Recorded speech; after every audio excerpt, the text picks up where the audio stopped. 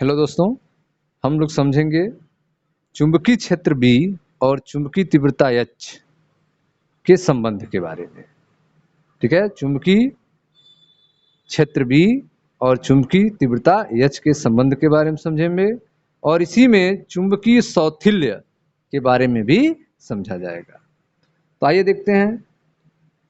लौह चुंबकीय पदार्थों में चुंबकीय क्षेत्र बी और चुंबकीय तीव्रता एच का संबंध बहुत जटिल है।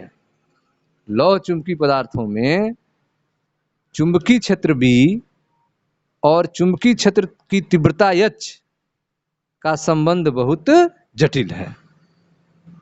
प्रायः यह रैखिक संबंध नहीं होता है। बी और एच का संबंध जो है वह एक सीधी रेखा संबंध नहीं होता है, रैखिक संबंध नहीं होता है और नमूने के चुंबकीय अतीत पर निर्भर करता है। यह नमूने के चुंबकीय अतीत पर निर्भर करता है और रैखिक संबंध नहीं होता है। चित्र में चुंबकन के एक चक्र में पदार्थ का व्यवहार चित्रित करता है। देखें ध्यान से, यह चित्र 5.14। यह चुंबकन के एक चक्र में पदार्थ का व्यवहार जो है उसको प्रदर्शित करता है। यह देखें, यहाँ पर वाई अक्ष पे चुंबकीय क्षेत्र लिया गया है बी टेस्ला में और एक्स अक्ष पे चुंबकीय तीव्रता लिया गया है एच एम्पियर पर मीटर में। ठीक है, चुंबकीय तीव्रता लिया गया है एच एम्पियर पर मीटर में और चुंबकीय क्षेत्र लिया गया है बी टेस्ला में। मान देखें, यहाँ पे ओ पॉइंट है ओरिजिन, इधर के मान 0, -100, -200, इधर के प्लस में मान है 100, 200, नीचे माइनस में है -0.5 टेस्ला, -1 टेस्ला, -1.5 टेस्ला, नीचे ऊपर की तरफ प्लस में है 0.5, 1, 1.5 टेस्ला। ठीक है, और यहाँ पे जो देखें, जो संबंध दिख रहा है बी और एच में, यह एक रैखिक संबंध नहीं है। यह संबंध आप देखें यस के आकार का संबंध दिख रहा है, ऐसे मुड़ रहा है संबंध। यहां पे ए देखें ध्यान से, स्मॉल ए, small B, small C, small D, small ई, ठीक है, स्मॉल ई और फिर यहां पे ए।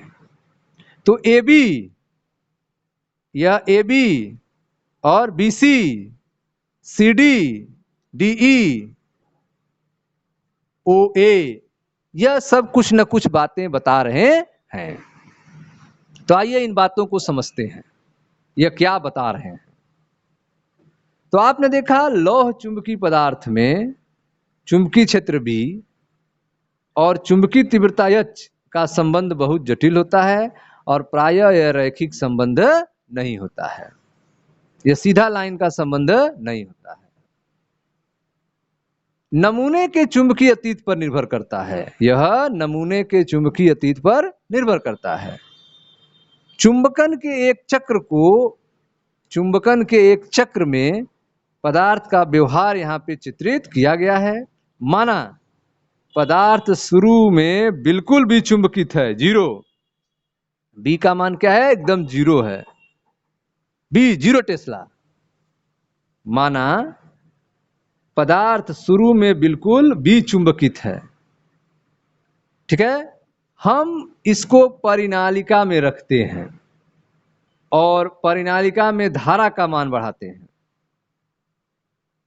पदार्थ जो है शुरू में बिल्कुल भी चुंबकित है, इस पदार्थ को प्रणालिका में रखते हैं, प्रणालिका में धारा का मान बढ़ाते हैं।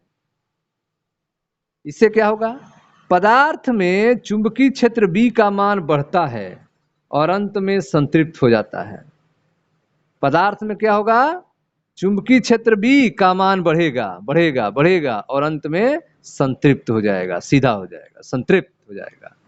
यह बता रहा है हमें ओ a graph, O a graph बता रहा है कि प्रणालिका में जब धारा का मान बढ़ाएंगे तो पदार्थ में चुंबकीय क्षेत्र B का मान बढ़ेगा और अंत में संतृप्त हो जाएगा, जो वक्र OA दिखा रहा है। ठीक है, यह व्यवहार क्या दर्शा रहा है? यह व्यवहार दर्शाता है कि डोमेन तब तक पंक्तिबद्ध और एक दूसरे के विलीन होते रहते हैं। O से A तक डोमेन क्या होते हैं? एक दूसरे के पंक्तिबद्ध होते हैं और एक रेखा में आते रहते हैं, और जब कंप्लीट रूप से आ जाते हैं उस समय चुंबकीय क्षेत्र B का मान स्थिर हो जाता है, संतृप्त हो जाता है, जब एक दिशा में सब आ जाएंगे। यह व्यवहार दर्शाता है कि डोमेन तब तक पंक्तिबद्ध और एक दूसरे में विलीन होते रहते हैं जब तक कि आगे वृद्धि असंभव न हो जाए। जब वृद्धि असंभव हो जाएगी तब तक जो है अब वह रुक जाएंगे। ठीक है, असंभव होने से पहले वे पंक्तिबद्ध और एक दूसरे में विलीन होते रहते हैं। ठीक है, इससे आगे धारा को बढ़ाने का कोई उपयोग नहीं है। धारे बढ़ाने का कोई उपयोग नहीं है, क्योंकि चुंबकीय क्षेत्र की तीव्रता अब नहीं बढ़ेगी। इस कारण चुंबकीय क्षेत्र की तीव्रता, इससे आगे धारा और इस कारण चुंबकीय क्षेत्र की तीव्रता H को बढ़ाने का कोई उपयोग नहीं है। ठीक है, अब जो है फिर हम H को घटाते हुए शून्य पर लाते हैं। अब H को घटा रहे हैं और कहाँ ला रहे हैं? शून्य पर। देख रहे हैं कि जब H को कम करके शून्य पर ला रहे हैं तो H बराबर 0 पर B बराबर 0 नहीं है। चुंबकीय क्षेत्र की तीव्रता जब 0 हो जा रही है तो चुंबकीय क्षेत्र B का मान 0 नहीं हो रहा है। जो AB बता रहा है, AB यहां से AB, यहां पर चुंबकीय क्षेत्र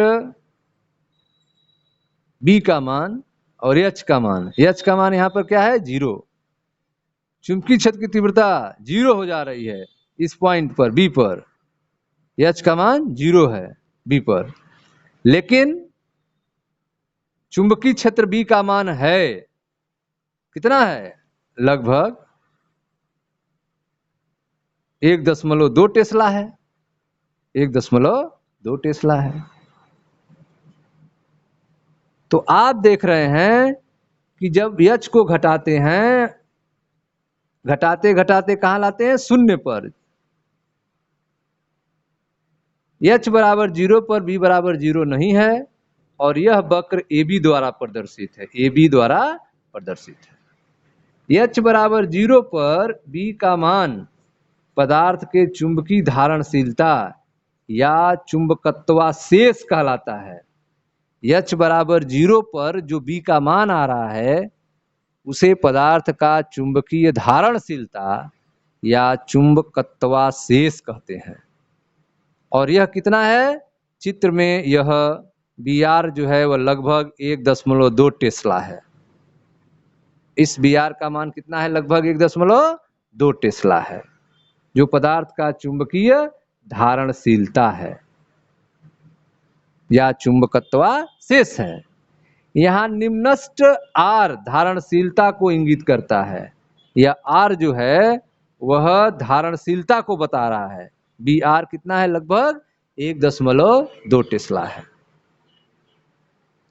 बाह्य चुंबकनकारी क्षेत्र हटा लेने पर भी, बाह्य चुंबनकारी क्षेत्र हटा लेने पर भी डोमेन पूर्णतः बेतरतीब विन्यास ग्रहण नहीं कर पाते हैं, अर्थात उनमें चुंबकशीलता भी बची रह जाती है। डोमेन अपने पुरानी स्थिति में नहीं लौट पाते हैं।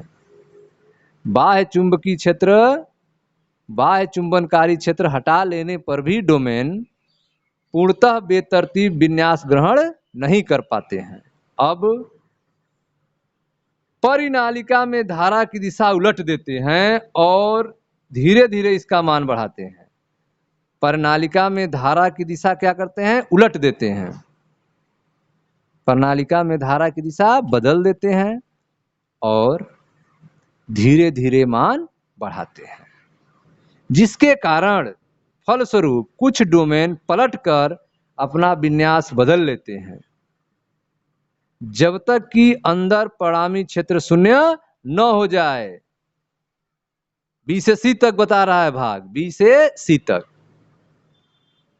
प्रणालिका में धारा की दिशा उलट देते हैं और धीरे धीरे इसका मान बढ़ाते हैं, जिसके कारण कुछ डोमेन पलटकर अपना विन्यास बदल लेते हैं,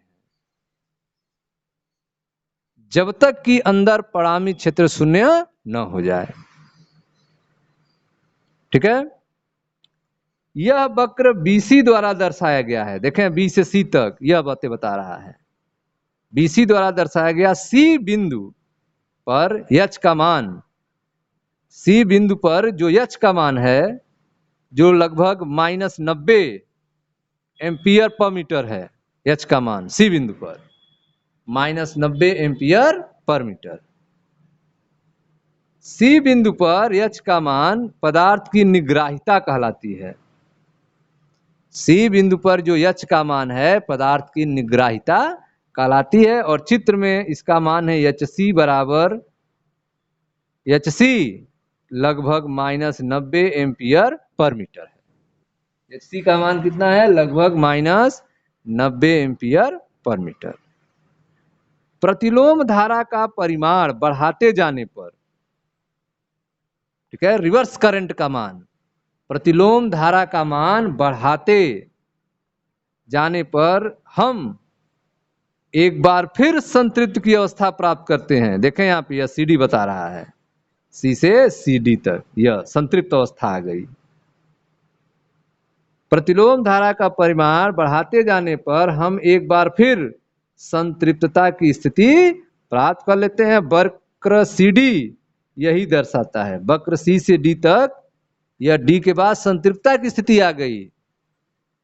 प्रतिलोम धारा का परिमाण बढ़ाते जाने पर एक बार फिर संतृप्तता की स्थिति प्राप्त कर लेते हैं। वक्र CD दर्शा रहा है। संतृप्त चुंबकीय क्षेत्र BS कितना है? यह लगभग 1.5 टेस्ला है। संतृप्त चुंबकीय क्षेत्र BS लगभग 1.5 टेस्ला है। लगभग 1.5 टेस्ला है संतृप्त चुंबकीय क्षेत्र BS। एक बार फिर धारा का मान कम किया जाता है। वक्र DE, ठीक है, DE, D से E तक एक बार फिर धारा का मान कम किया जाता है और फिर उलट दिया जाता है EA। धारा का मान कम किया जाता है DE और फिर उलट दिया जाता है EA। वक्र DE और फिर उलट दिया जाता है वक्र EA। यह चक्र दोहराया जाता रहता है। ठीक है, यह चक्र दोहराया जाता रहता है। ठीक है, इस विषय में हम निम्नलिखित परीक्षण लेते हैं। पहला, जब H को कम किया जाता है तो वक्र OA पुनः अनुरेखित होता है। जब H को कम किया जाएगा तो वक्र OA जो है पुनः दिखाई देता है। H के लिए, ठीक है, H के दिए गए मान के लिए B का कोई अद्वितीय मान लब्ध नहीं होता है। H के दिए गए मान के लिए B का कोई अद्वितीय मान लब्ध नहीं होता है, बल्कि यह नमूने के पूर्व इतिहास पर निर्भर करता है। चुंबकीय तीव्रता H के दिए गए मान के लिए चुंबकीय क्षेत्र B का कोई अद्वितीय मान नहीं होता है, बल्कि यह नमूने के पूर्व इतिहास पर निर्भर करता है। यह परिघटना चुंबकीय सौथिल्य कहलाती है। यह घटना चुंबकीय सौथिल्य कहलाती है, हिस्टैरिसीस कहलाती है। हिस्टैरिसीस का अर्थ चुंबकीय पश्चता है। हिस्टैरिसीस का अर्थ चुंबकीय पश्चता है, इतिहास नहीं है। ठीक है, तो इस तरह से आपने देखा कैसे B और H में परिवर्तन होता है। लौ चुंबकीय पदार्थ के लिए बी और एच में आपने संबंध को समझा। चुंबकीय सौथिल्य पास लौ चुंबकीय पदार्थ के लिए BH वक्र आपने देखा। हिस्टैरिसीस के बारे में आपने समझा। ठीक है स्टूडेंट्स, थैंक यू।